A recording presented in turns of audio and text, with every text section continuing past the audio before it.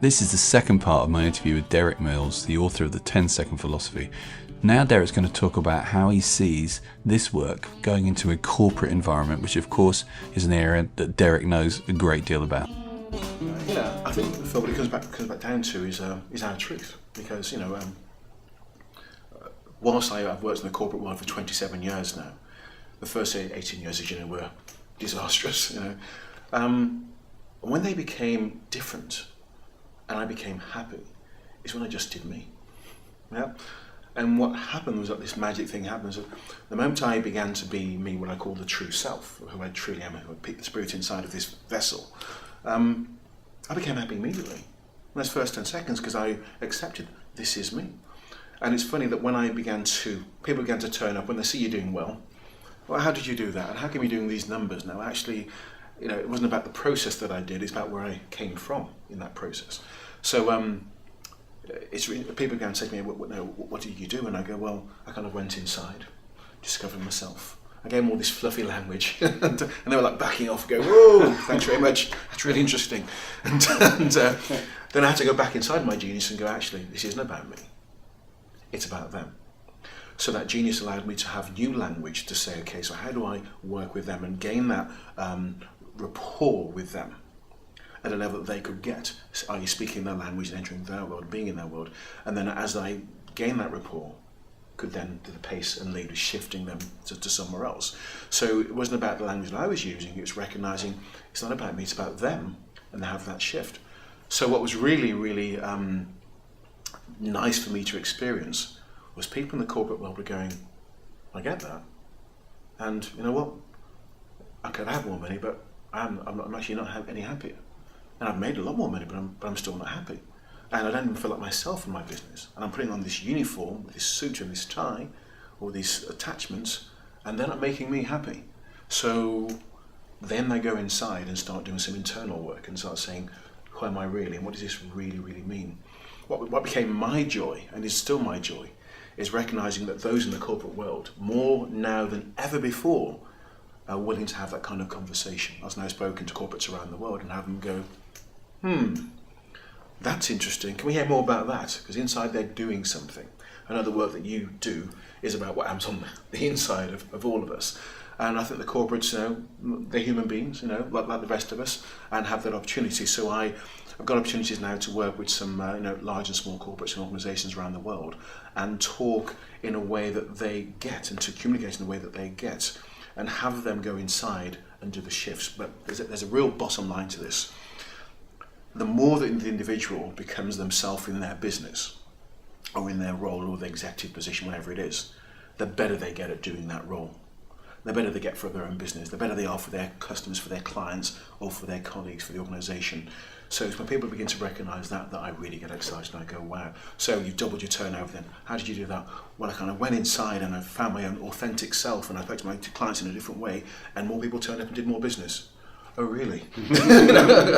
So, the stuff that it's actually realising that they get that if we respect them enough to give them that language. And as I was thinking about that, I've got 4 children, as you know, and when the eldest 3 were very young, I used to talk to them in a certain way and share language with them and read them Shakespeare and Tolstoy, and at a level where you might think, well, why would you do that?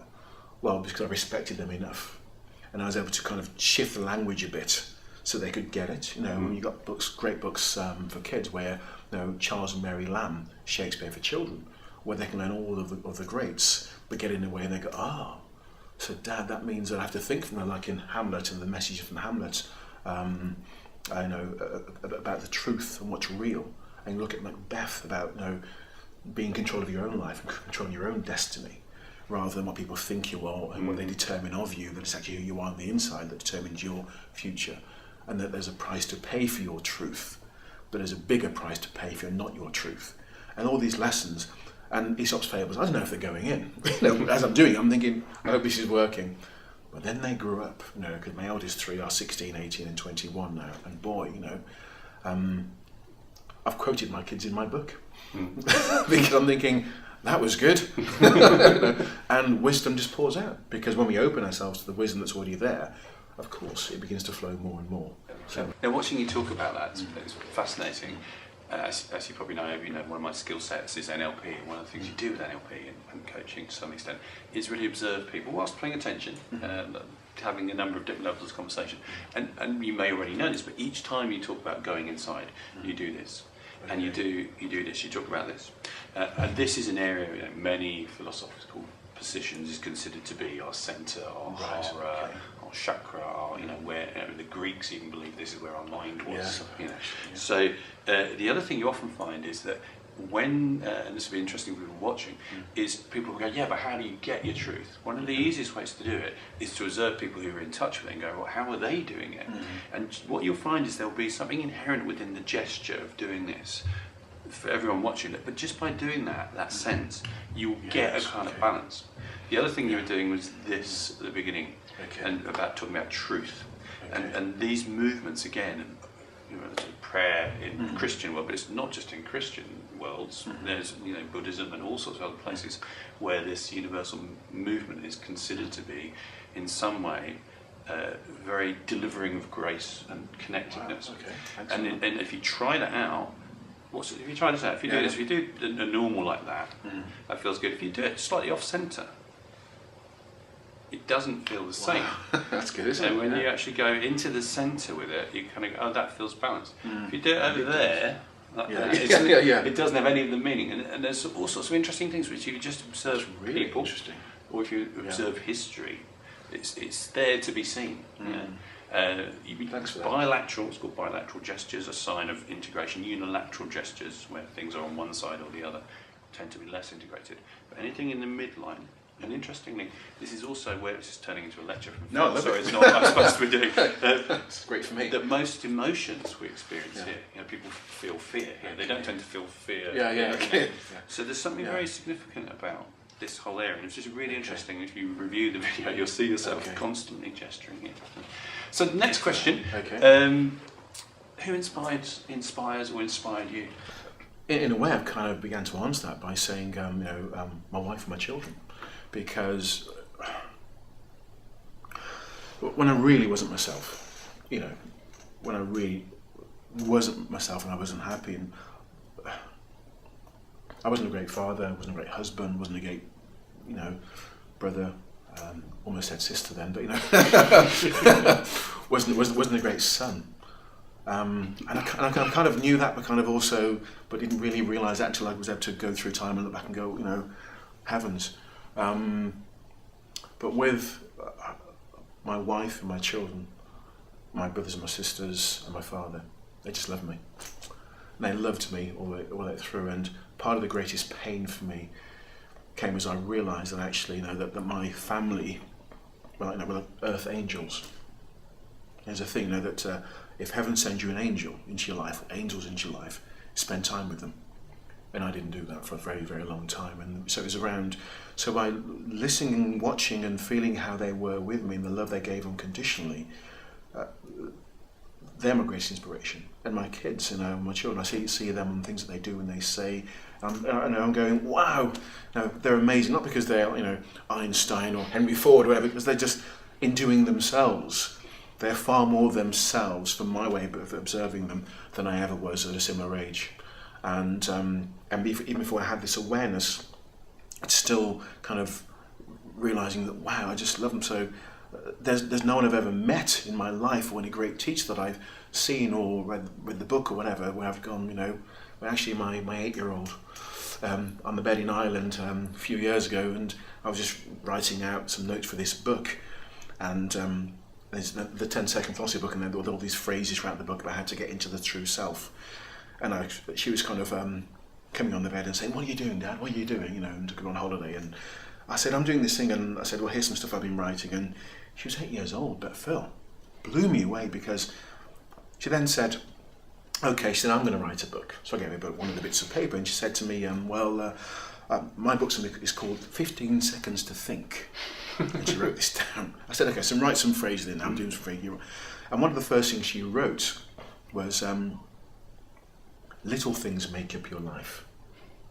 And I thought, wow. And I began to consider what that meant for me. And she also said, she also wrote down in this book, I've still got the bits of paper, I've kept them, and she also wrote down, does love keep you alive or you? I'm like, oh my goodness. And what was, the levels of oh my goodness were so many, and one of them was, she's 8 years old, but she got what I was writing. Does that make sense?